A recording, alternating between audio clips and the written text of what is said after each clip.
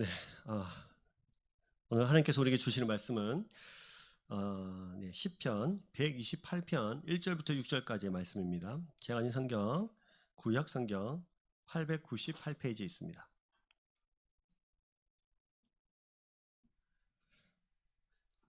시편 128편 1절부터 6절입니다.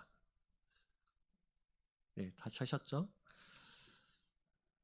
자, 오늘 우리가 가정별로 앉았기 때문에 홀수절은 남자들이 읽으시고요, 짝수절은 여성분들이 읽겠습니다. 그리고 6절은 같이 읽겠습니다. 되시겠죠? 네. 1절부터 같이 남성분들이 먼저 읽고요, 2절은 여성분들이 읽고 이렇게 홀수 짝수를 같이 읽겠습니다. 먼저 1절입니다. 같이 읽습니다. 여호와를 경외하며 그의 길을 걷는 자마다 복이 있도다.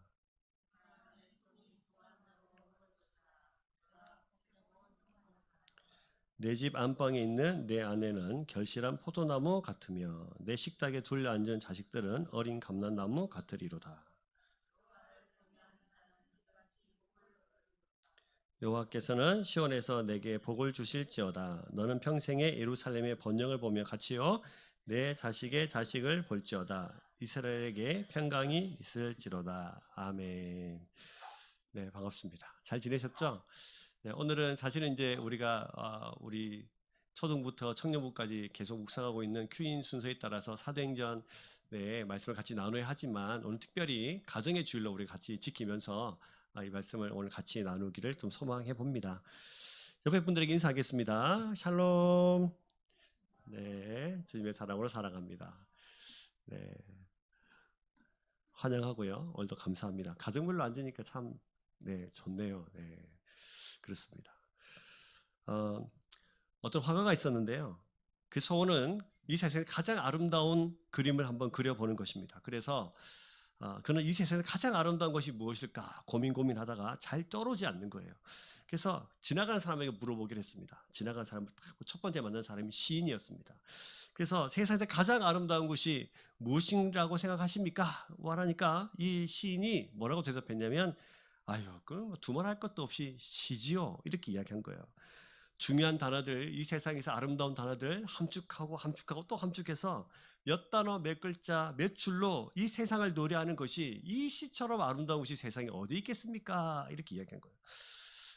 과연 그럴까 하면서 또 길을 가다가 물었습니다. 이번에 물어본 사람은 가수였어요. 세상에서 가장 아름다운 것이 무엇이겠습니까? 그러니까 이 사람도 당연히 노래지요. 시와 같은 가사에 음률을 붙여서 사람들을 위로하니 이보다 아름다운 것이 어디 있겠습니까? 이렇게 말한 거예요. 과연 그럴까 하면서 또 지나간 사람이 물었어요. 이번에 만난 사람은 군인입니다. 군인이 저 뒤에 와 계신데 세상에서 가장 아름다운 것이 무엇입니까? 라고 물으니까 이 군인은 이렇게 대답했어요. 평화입니다. 평화처럼 아름다운 것이 어디 있겠습니까? 라고 대답했습니다. 그래서 또 이번에는 지나가는 남녀에게 물었습니다. 이 세상에서 가장 아름다운 게 무엇이겠습니까? 그러니까 뭐라고 그럴게요? 사랑입니다. 이렇게 한 거예요. 어떤 대답도 이 사람의 마음을, 이 화가의 마음을 충족시키지 못했어요. 그래서 시리에 빠져서 수개월간 고민하면서 어느 날 호수를 거닐다가 무엇이 진짜 세상에서 가장 아름다울까 이러다가 내가 내 그 그림 한 폭에 이 세상에서 가장 아름다운 거 담아보고 싶은데 이거 한번 못 담아보고 그냥 죽는 거 아닐까, 이런 고민에 빠졌어요. 그래서 투벅투벅 걸어서 이제 집에 가서 문을 탁 열었는데 띵동 하고 문을 열었는데 자녀가 막 뛰어나온 거예요. 아빠 이러면서 환한 얼굴로 뛰어나오는 겁니다. 너무 반갑어요. 뒤에서는 아내가 저녁을 짓다 말고 젖은 손을 앞치마에 닦으면서 자기의 외투를 탁 받아주면서 어서 오라고 반겨줬습니다. 그 순간 이 화가가 깨달았어요. 이 세상에 가장 아름다운 것은 뭐다? 가정이다는 것을 그가 깨달았습니다. 그래서 가정을 그림으로 담기로 했습니다. 여러분, 이와 같이 가정은 참 아름다운 것이에요. 그러나 가정이라고 다 아름다울까? 어떤 집안은 가정 자체가 지옥의 같은 고통의 순간을 살아가는 가정도 있습니다. 그러니까 오늘 그러나 가정이라는 것은 원래 하나님께서 만드신 가정은 이 세상에서 가장 아름다운 것이 맞습니다. 우리가 우리의 죄악의 본성대로 우리 가정을 이루며 살아가기 때문에 이 가정이 아름답지 못한 것이지 원래 가정 자체가 아름답지 않은 것은 아니에요. 가장 아름다운 것이에요. 하나님께서 이 세상을 창조하실 때 에덴 동산에 아담과 하와의 가정을 미리 만드셨어요. 그리고 이 가정의 모델을 통해서 온 세상이 복을 받는 것을 설계해 놓으시고 구조를 만들어 놓으셨죠. 그래서 이 말씀을 가지고 오늘 특별히 우리 가정의 주일이니까 우리 가정 안으로 좀 가져가 보면서 이 말씀에 좀 집중해 보셨으면 좋겠습니다. 자, 이 가정을 성경은 뭐라고 하냐면 오늘 말씀에 3절을 보시면 이렇게 돼 있어요. 같이 읽어볼까요? 시작. 내 집 안방에 있는 내 아내는 결실한 포도나무 같으며 내 식탁에 둘러앉은 자식들은 어린 감람나무 같으리로다 하면서 이 가정에 대해서 이렇게 표현을 해놓은 거죠. 첫 번째를 보시면 뭐다? 내 집 아내는 뭐 같다고요? 그냥 포도나무가 아니고 무슨 포도나무? 결실한 포도나무입니다. 자, 이미지를 떠올려 보면 포도나무에 포도가 어떻게 열려 있어요? 그래요, 주렁주렁. 이 나무가 꺾일 것 같은 그렇게 많은 포도가 주렁주렁 열려 있는 것이죠. 포도나무는 우리가 사랑을 표현하는 하나님과 백성 간의 하나님 백성 간의 사랑을 표현하는 그 아가서에 등장합니다. 포도나무는 사랑하는 서로 연인으로 표현이 되죠. 그래서 포도나무는 집안의 그늘도 드리고 그 시대에 살아가는 그 가정에 먹을 것도 제공해주는 아주 필요한 없어서는 안 될 나무가 바로 포도나무입니다. 아주 이상적인 그 평화로운 삶을 상징하는 나무죠. 포도나무. 이것을 아내한테 이게 비유를 한 거예요. 자, 옆에 계시는 혹시 아내분들이 계시면 아내를 한번 쳐다보겠습니다.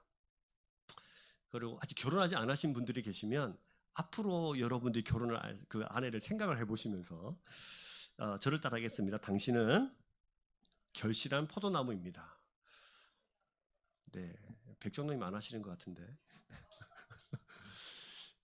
한 번 더 하겠습니다. 네, 다시 당신은 결실한 포도나무입니다. 이 말은 당신이 우리 가정의 그림자고 그늘이고 당신이 우리 가정에 모든 것을 제공해주는 없어서는 안 될 포도나무입니다 라는 고백입니다. 이렇게 대하셔야 돼요. 근데 이것을 필요 없다고 잘라서 버릴 수 없고 가장 아름답게 잘 열심히 가꾸어서 열심히 더 많은 열매가 맺을 수 있도록 이 농부는 열심히 이제 잘 가꿔야 되겠죠. 두 번째는 이 자녀들 향해서도 이렇게 말하죠. 자, 3절 말씀. 내 식탁에 둘러앉는 자식들은 뭐 같습니까? 어린 감람나무 같다. 성경은 이것을 또 어린 우리 그 자녀들을 감람나무에 비유했습니다. 감람나무는 여러분들이 잘 아시는 올리브 나무입니다. 그래서 이 올리브 나무는 특징이 있는데 한번 씹으면 바로 열매를 못 얻는답니다. 7년이 지나고 나서 열매를 열린대요. 그럴 때 열매가 철저히 그때부터 조금씩 열리기 시작하는데 사실은 이 열매를 잘 얻으려면 15년의 시간이 걸린다고 해요. 그래서 감람나무는 심고 나서 굉장히 오랜 시간 흐른 뒤에야 열매를 딸 수 있습니다. 그리고 이 15년이 지나면 그때까지 잘 버티기만 한다면 아주 깊은 뿌리를 내려서 100년, 200년, 수백 년이 흘러도 쓰러지지 않는 아주 튼튼한 나무로 자랄 수 있다고 해요. 그래서 이스라엘 사람들에게는 이 감람나무가 그들의 재산이었어요. 근데 이 비유를 하는 이유가 너무 적절한 것 같아요. 우리 아이들을 한번 이제 키워 놓으면 사실은 15년 뿐만 아니라 20년, 20몇 년 걸리잖아요. 근데 이 아이들 잘 길러 놓으면 이 아이들이 깊은 뿌리를 내서 또 다른 가정을 이루어가는 어머니와 아버지의 삶을 살아갈 수 있게 되죠. 그리고 이 자녀들을 감람나무에 표현한 또 다른 이유는 사실은 이 감람나무는 이렇게 씨를 뿌려서 넣는 나무가 아니라 밑에 이제 고목 위에 피어난 새순으로 나무가 계속 확장됩니다. 그래서 그 철저하게 밑에 있는 그 원래 있었던 그 고목에 밑거름을 가지고 새순이 피어나서 새롭게 태어나요. 그래서 완전히 죽지 않고 계속 생명을 유지하는 나무가 바로 감람나무입니다. 그래서 이 시인은 자식들을 이런 올리브나무, 감람나무에 비유하면서 새로운 생명의 밑거름을 통해서 새로운 생명이 태어나는 그런 나무로 비유하면서 너무 이 가정이 이 감람나무와 닮아 있는 거 아닌가라고 말하면서 이렇게 축복하는 것이죠. 그래서 이 감람나무는 철저하게 늙은 묘목의 밑거름이 되어 주어야 새로운 생명이 태어나는 나무입니다. 옆에 분들 잘 봐보시면, 옆에 자녀들 있으시면 잘 봐보세요.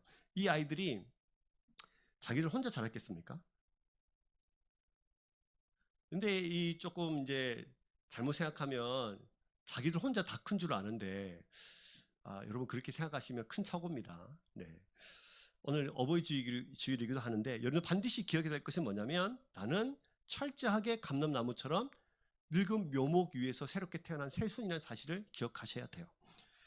그래서 사실은 이런 표현을 우리가 세상의 많은 이치를 통해서 하나님께서 우리에게 잘 또 가르쳐 주셨어요. 우리가 잘 아는 가시고기라는 고기가 있습니다. 이 고기는 알들을 잘 부화해 놓고 태어나면 알들이 새끼가 태어나면 이 아이들에게 자기의 살점을 내어주면서 아이들을 부화시킵니다. 딱따구리를 아시죠? 네, 딱따구리는 따뜻하게 알을 품기 위해서 자기의 가슴털을 뽑아서 딱따구리는 이 알들을 보호합니다. 황제 펭귄이라는 펭귄을 아십니까? 이 펭귄이 원래 무릎이 없잖아요. 그래서 사실 걷는 게 힘들거든요. 그런데 커요, 알이. 근데 그 다리 위에다가 올려놓고 그 추운 혹독한 그 찬바람을 불어도 서로 어미들이 등을 맞대고서 큰 무리를 지어서 이 알을 보호합니다. 무릎 없는 이 펭귄이 자기 발 위에 알을 놓고 떨어뜨리면 바로 얼어버리니까 얼마나 애지중지하면서 이 알을 보호하겠습니까? 그렇게 여러분들이 자라난 것이죠. 연어를 아시죠? 연어는 알을 부화하기 위해서 수천 킬로미터를 다시 역류해서 올라갑니다. 10달 동안 뱃속에서 넣고 열심히 키웠고요. 똥 기저귀 갈아가면서 키웠습니다. 똥이 사실 더럽잖아요.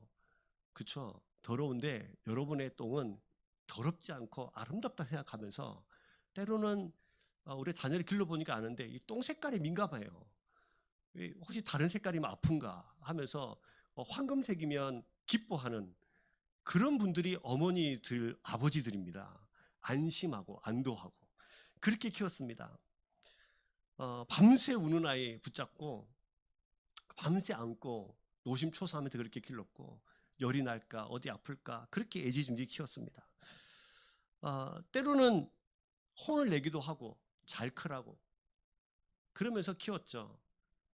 이 아이들이 혹시 마음이 아파서 힘들어하면 아버지 어머니는 더 아픈 마음으로 세상을 그렇게 살아와서 여러분들 그렇게 키웠습니다. 그런 밑거름이 있었기 때문에 이 감람나무처럼 새로운 묘목이 자라날 수 있는 거예요. 그래서 성경 우리에게 이렇게 말합니다. 뭐라고 말합니까? 내 집, 내 자식들은 감람나무 같다. 옆에 우리 부모님들이 계시면 저를 따라서 한번 해볼까요? 아버지 어머니가 계셔서 안 하던 거 하려고 하니까 되게 어색하죠. 다시 아버지 어머니가 계셔서 지금의 제가 있습니다.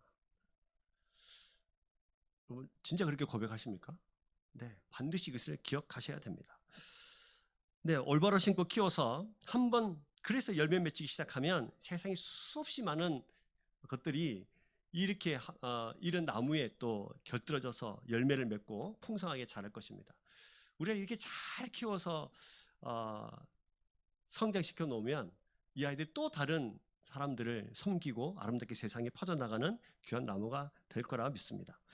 자, 그런데 여러분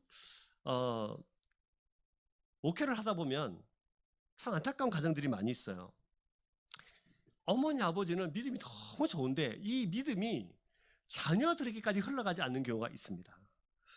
그래서 신앙도 좋고 어떤 가정은 또 물질의 복도 받는 가정도 있고 수고의 보람도 있고 열심히 섬기는 분들도 계신데 그 축복이 이 당대에서 끝나는 가정들도 있어요.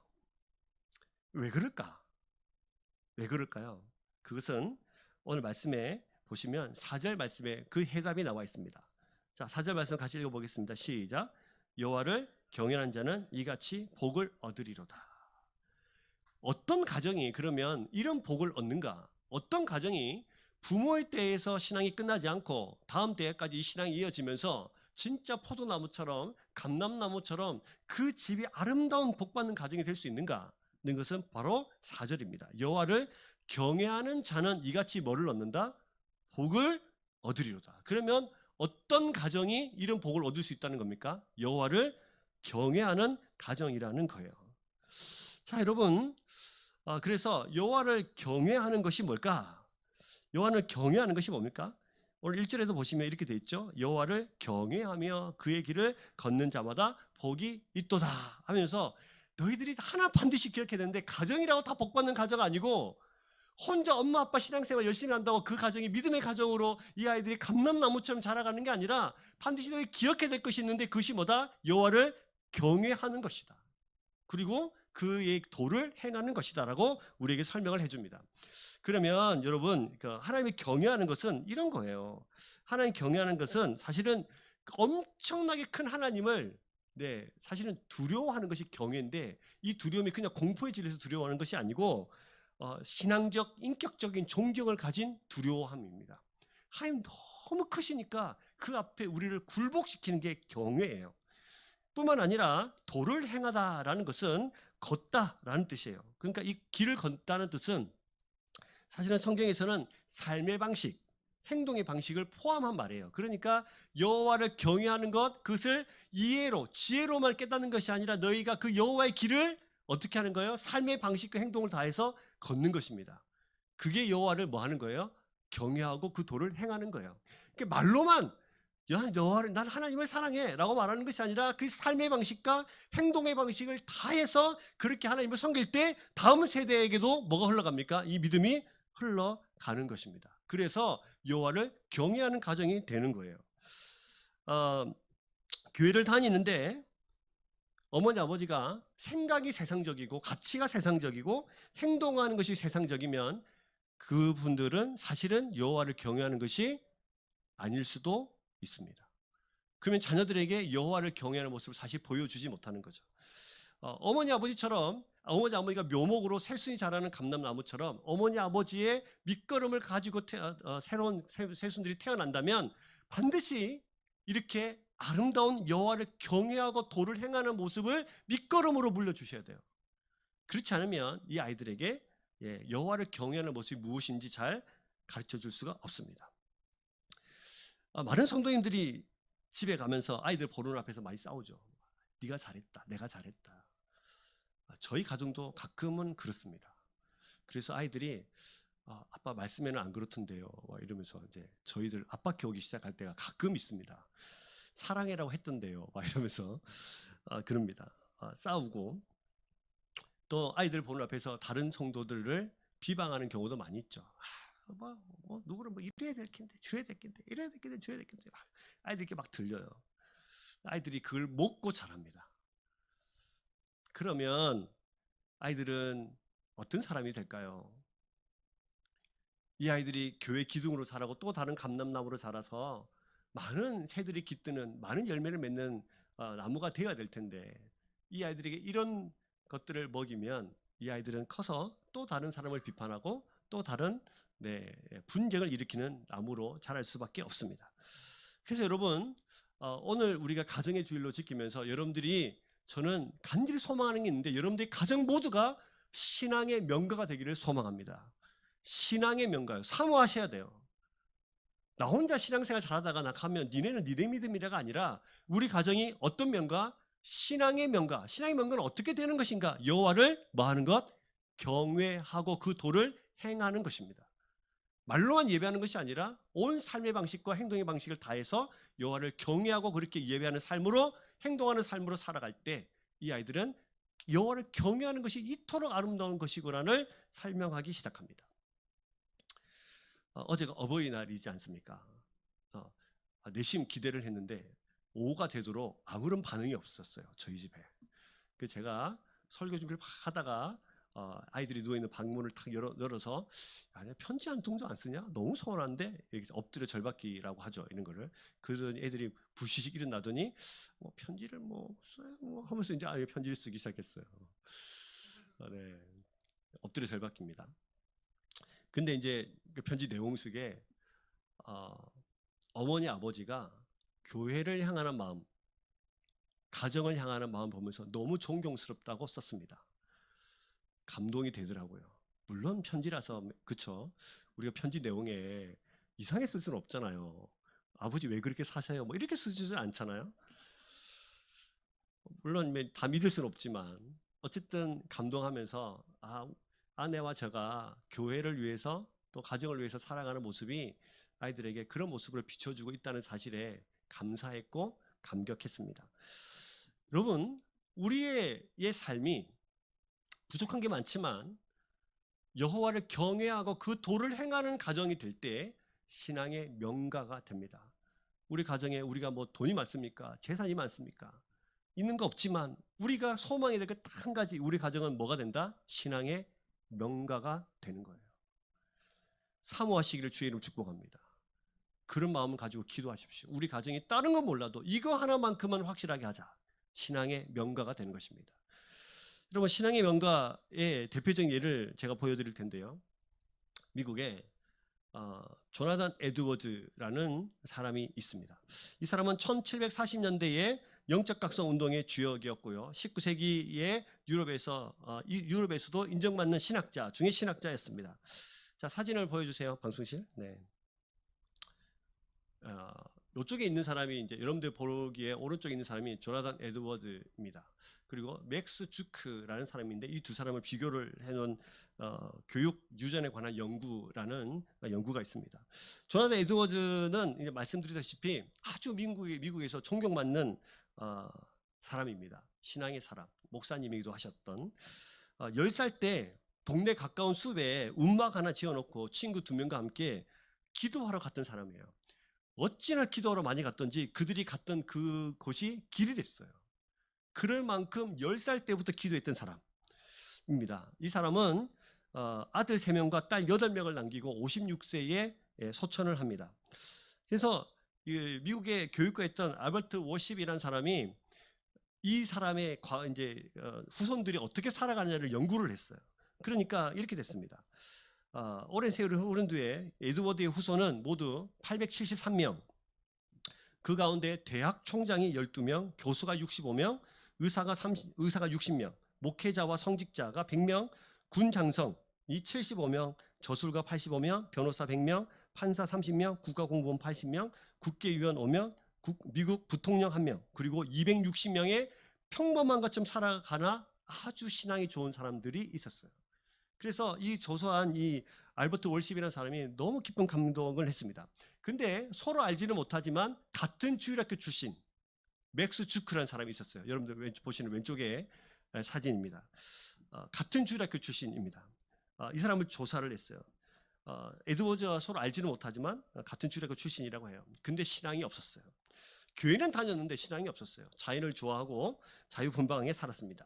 맥스 주크라는 사람이 5대에 걸친 후손 560명하고 그 후손들과 혼인관계를 맺었던 169명에 포함하여서 총 1200명을 주크 가문을 행적을 조사했습니다. 그래서 조사한 결과 1200명 중에 300명은 유아 시절에 죽고요. 또 나태 또는 퇴폐한 생활 습관으로 인해 몸이 망가지고 병력하게 살았던 사람이 440명, 그리고 거지 310명, 범죄자 1500명, 알코올 중독자 100명, 60명은 절도범, 60명은 살인자, 그 중에서 40명의 여자들은 방탕한 삶을 살아가는 매춘부. 단 20명만이 직업기술을 배웠는데 그 중에 10명은 교도소에서 직업을 배웠습니다. 모두가 다 이렇게 되는 건 사실 아니지만 하나님은 우리에게 이렇게 말씀하셨거든요.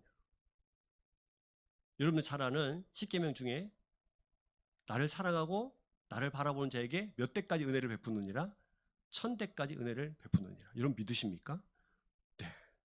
그러면 여러분 어떤 한 가정은 똑같은 주일학교 출신인데 어떤 한 가정은 정말 이들의 믿음을 승계해서 하나님께서 그 가문에 복을 주시는 것을 볼 수 있어요. 그리고 어떤 은 똑같은 주일학교 출신인데 어떤 사람은 신약을 저버리고 믿음의 삶을 살지 않고 방탕한 삶을 살아서 다음 세대 아이들에게 방탕한 삶을 그대로 물려준 사람들의 모습을 볼 수 있습니다. 우리에게 이 말씀이 무엇을 뜻할까요? 나를 사랑하고 내 계명을 지킨 자에게 1000대까지 은혜를 베푸느니라. 이 계명의 말씀은 오늘도 우리 삶 가운데 일어난다, 안 일어난다? 반드시 일어난다. 그러면 우리가 다음 세대 아이들에게 뭘 물려줘야 되느냐? 신앙의 믿음의 가정을 물려주셔야 되는 줄로 믿습니다. 저는 소망해요. 새벽마다 기도합니다. 하나님, 우리 삼종교회 모든 성도들의 가정이 믿음의 신앙의 명가가 되게 하여 주옵소서. 여러분 소망하십니까? 소망하십시오. 앞으로 결혼을 하게 될 우리 청년들도 믿음의 명가를 소망하십시오. 지금 막 결혼해서 예, 매주마다 거의 커플티를 맞춰 입고 오는 우리 도건 형제님 가정도 소망하시기를 바랍니다. 네, 이제 큰 소리로 아멘 하셔야 되는데 소망하시기 바랍니다. 네, 그런 가정 꿈꾸셔야 됩니다. 그래서 여러분, 저는 여러분들 가정 모두가 다 이 조나단 에드워즈 같은 그런 믿음의 가정이 되길 소망해요.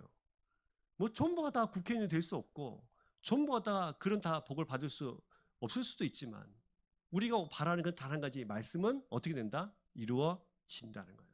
여러분 가정을 통해서 이 말씀이 이루어지기를 소망합니다. 반드시 다음 세대 아이들에게 이 복음의 능력들이 흘러갈 수 있기를 주의 이름으로 축복합니다. 그를 위해서 계속 우리가 기도할 것이고, 그를 위해서 우리 어르신들, 우리 어른들, 그리고 여러분들도 열심히 말씀의 훈련을 받으셔야 돼요. 그래서 이 말씀에 기초를 둔 믿음의 삶을 살아가기를 주의 이름 축복합니다. 옆에 분들에게 우리 같이 가족끼리 같이 한번 손을 잡고 저를 따라 해 주십시오. 우리 가정은 신앙의 명가가 될 것입니다. 네, 다시 하겠습니다. 네, 손을 잡고 네, 뭐 평소에 집에서 안 하니까 너무 어색하시죠? 예, 집에서 좀 하셔야 됩니다. 이런 거. 예, 너무 안 하시니까 언제 한번 손 잡아보겠습니까? 그죠? 손 딱 잡고 저를 따르십시오. 앞으로 우리 가정은 믿음의 명가가 될 것입니다. 앞으로 우리 가정은 신앙의 명가가 될 것입니다. 할렐루야. 소망하십니까? 네, 소망하십시오. 그렇게 기도하십시오. 날마다 그런 살아가기를 주의 이름으로 축복합니다. 그래서 5월 달에 특별히 우리가 캠페인 하나를 해보려고 합니다. 여러분 주부에 보시면 참 좋은 가정을 살리는 방역 수칙 6가지가 나와 있습니다. 보이십니까? 안 보이십니까?